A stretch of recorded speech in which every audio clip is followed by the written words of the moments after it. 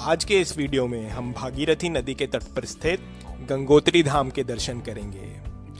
गंगोत्री धाम, जो कि गंगा जी का उद्गम स्थल है, उत्तराखंड के 4 धामों में से एक धाम है और गंगोत्री धाम में ही है जलमग्न शिवलिंग, जिसके बारे में मान्यता है कि इसी स्थान पर भगवान शिव ने मां गंगा को अपनी जटाओं में बांध लिया था। इस वीडियो में हम गंगोत्री धाम से जुड़ी संपूर्ण जानकारी देंगे और हम आशा करते हैं कि इस वीडियो के माध्यम से आपको वास्तविक गंगोत्री की यात्रा का अनुभव होगा। इस वीडियो में हम जानेंगे कि गंगोत्री धाम कहां पर स्थित है, गंगोत्री धाम कैसे पहुंचा जाए, यहां जाने का बेस्ट टाइम कौन सा है।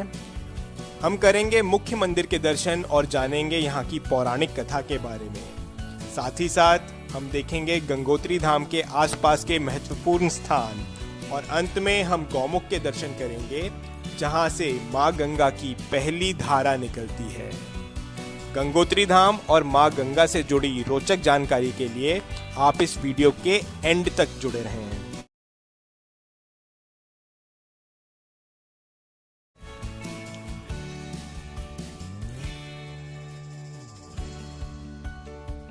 जैसा कि नाम कहता है, गंगोत्री यानी कि वह स्थान जहां पर मां गंगा उतरी। जी हाँ दोस्तों, गंगोत्री वही स्थान है जहां पर मां गंगा धरती पर उतरी। भारत के उत्तराखंड राज्य के उत्तरकाशी डिस्ट्रिक्ट में गंगोत्री धाम है, जहां पर मां गंगा का मंदिर है। गंगोत्री धाम हिमालय की चोटियों में बसा हुआ है और यह समुद्र तल से लगभग 3140 मीटर की ऊंचाई पर है। गंगोत्री मंदिर गंगा जी के उद्गम स्थल गौमुख के पास भागीरथी नदी के तट पर स्थित है। गंगा नदी गौमुख से निकलती हैं और गौमुख से देवप्रयाग तक उन्हें भागीरथी के नाम से जाना जाता है।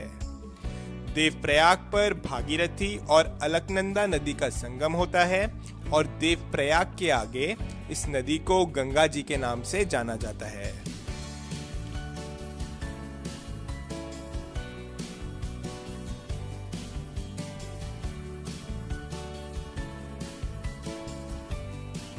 गंगोत्री धाम उत्तराखंड के 4 धामों में से एक धाम है।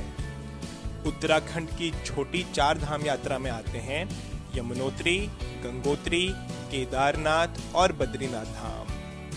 केदारनाथ के ऊपर हम एक वीडियो पहले ही बना चुके हैं, जिसे कि आप हमारे चैनल पे जाकर के देख सकते हैं। इसके अलावा हम अपने आने वाले वीडियोस में यमुनोत्री और बद्रीनाथ धाम को भी कवर करेंगे।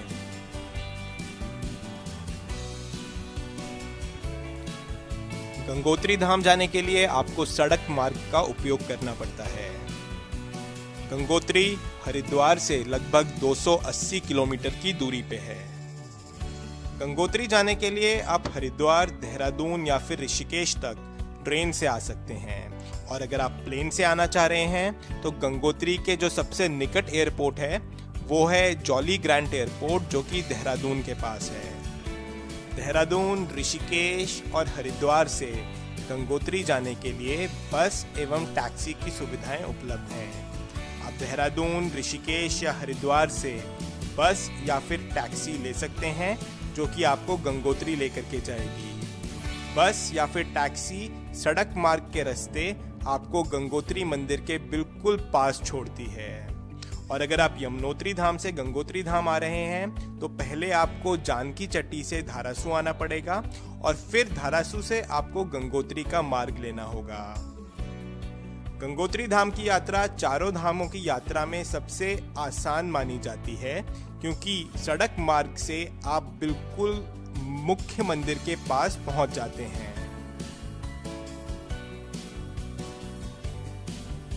गंगोत्री धाम उत्तराखंड के बाकी धामों के जैसे ग्रीष्म काल में खुलता है। ये मंदिर अप्रैल एंड या फिर मई के पहले हफ्ते में खुलता है और अक्टूबर या फिर नवंबर में बंद हो जाता है। हर वर्ष अक्षय तृतीया के दिन गंगोत्री मंदिर के कपाट खुलते हैं और दिवाली वाले दिन इस मंदिर को बंद कर दिया जाता है। सर्दियों में इस स्थान पर काफी बर्फबारी होती है और काफी ठंड पड़ती है, इसलिए शीतकाल में मां गंगा की डोली को गंगोत्री से करीब 20 किलोमीटर नीचे हरसिल के पास मुखबा गांव में ले जाया जाता है। हालांकि गंगोत्री धाम अप्रैल एंड से नवंबर तक खुलता है, पर यहाँ जाने का बेस्ट टाइम होता है अप्रैल से जून के बीच में और सितंबर से नवंबर के बीच में, क्योंकि वर्षा ऋतु के समय यहाँ पर काफ़ी बारिश होती है, जिसकी वजह से यहाँ लैंडस्लाइड होने का डर रहता है और रास्ते बंद होने का डर रहता है।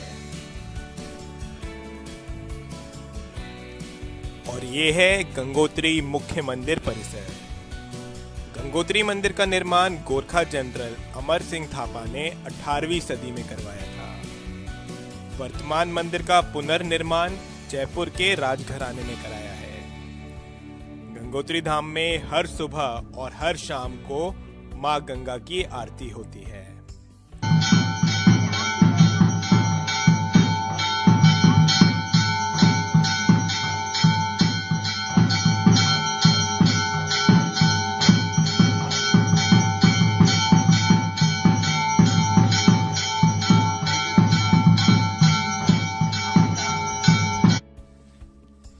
गंगोत्री धाम की पौराणिक कथा कुछ इस प्रकार है। एक बार राजा सगर ने अश्वमेध यज्ञ का आयोजन किया। इंद्रदेव इस यज्ञ से काफी भयभीत थे, इसलिए उन्होंने राजा सगर के घोड़े को छल से चुरा लिया और उसे कपिल मुनि के आश्रम में बांध दिया। घोड़ा ना मिलने पर राजा सगर ने अपने 60,000 पुत्रों को घोड़ा ढूंढने के लिए भेजा। राजा सगर के 60,000 पुत्र घोड़ा ढूंढते ढूंढते कपिल मुनि के आश्रम पहुंचे और वहां जब उन्होंने घोड़ा देखा तो उन्होंने कपिल मुनि को काफी अपशब्द कहे। इससे कपिल मुनि का ध्यान भग्न हो गया और उन्होंने क्रोधित होकर राजा सगर के 60,000 पुत्रों को अपनी आंख की ज्योति से भस्म कर दिया और उन्हें राख में बदल दिया। इसके निवारण के लिए राजा सगर नारद मुनि के पास गए, जिसपे नारद मुनि ने कहा कि जब माँ गंगा धरती पे आएंगी तब आपके पुत्रों को मुक्ति मिलेगी। तब पहले राजा सगर ने स्वयं माँ गंगा के लिए तपस्या करी, फिर उनके पौत्र राजा भागीरथ ने यहाँ पर आकर के करीब 5,500 वर्षों तक कठिन तपस्या करी। राजा भागीरथ की तपस्या से माँ गंगा प्रसन्न हुई और उन्होंने कहा कि मैं धरती पर आऊंगी, किंतु मेरे वेग को कौन संभालेगा।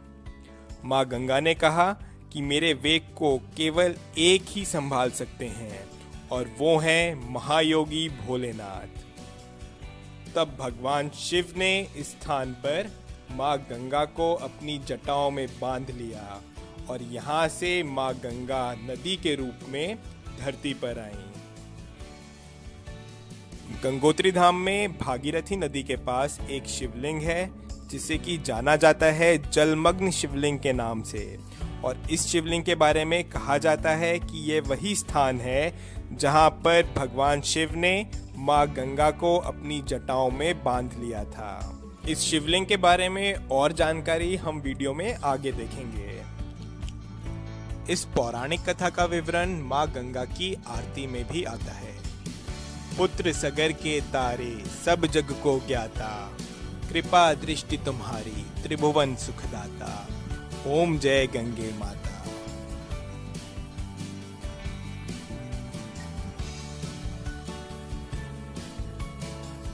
गंगोत्री धाम में मुख्य मंदिर के पास से कुछ सीढ़ियां नीचे की ओर जा रही हैं और अगर आप इन सीढ़ियों को लेंगे तो आप पहुंच जाएंगे प्राचीन भागीरथ तप स्थली पे।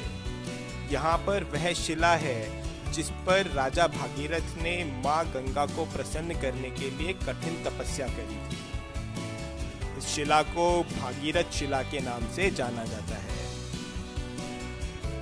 गंगोत्री मुख्य मंदिर से नीचे की ओर जाने वाली सीढ़ियां आपको मुख्य स्नान घाट पे भी ले जाएंगी, जहां पर श्रद्धालु भागीरथी नदी के पानी में स्नान करते हैं।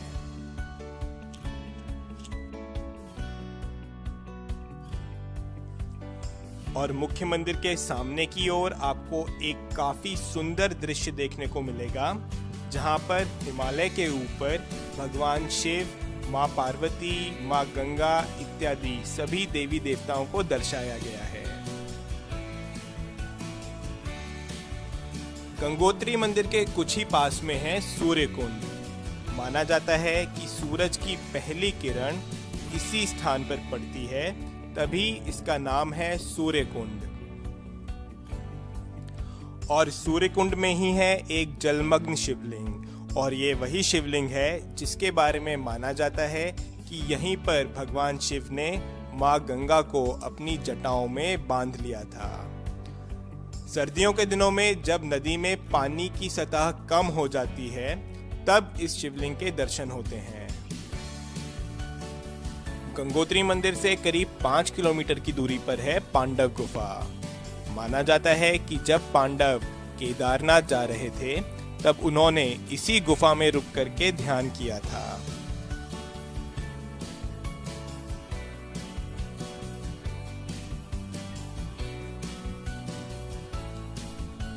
गंगोत्री धाम हिमालय की चोटियों में बसा हुआ है और गंगोत्री धाम से लगभग 19 किलोमीटर आगे जाकर के आता है गौमुख, यानी कि वह स्थान जहां से गंगा नदी निकलती है।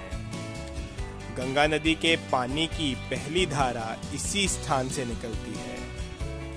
गंगोत्री धाम से गौमुख जाने के लिए एक पैदल और कठिन यात्रा करनी पड़ती है। भागीरथी नदी के साथ साथ एक रास्ता जाता है जिसपे यात्री पैदल पैदल चलते हुए गंगोत्री से गौमुख तक पहुंचते हैं। गंगोत्री से गौमुख की ट्रैकिंग के लिए आपको एसडीएम से स्पेशल परमिशन लेनी पड़ती है और एक दिन में सिर्फ 150 लोगों को ही इस यात्रा पे जाने दिया जाता है। गंगा नदी के पानी का मेन सोर्स है गंगोत्री ग्लेशियर।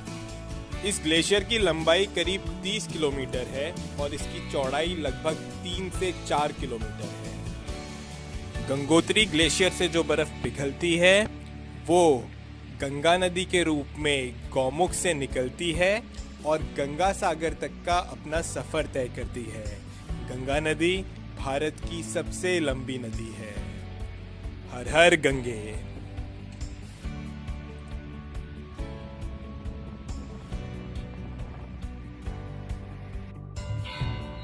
जय जय भागीरथ नंदिनी मुनि चय चकोर चंद, नरनाग विबुध बंदनी जय जहनु बालिका। हर हर गंगे। नमः पार्वती पते, हर हर महादेव। प्रेम से बोलिए श्री गंगा मैया की जय। तो दोस्तों, इस वीडियो में बस इतना ही। जैसा कि मैंने कहा था, हम अपने आने वाले वीडियोस में यमुनोत्री और बद्रीनाथ धाम को भी कवर करेंगे।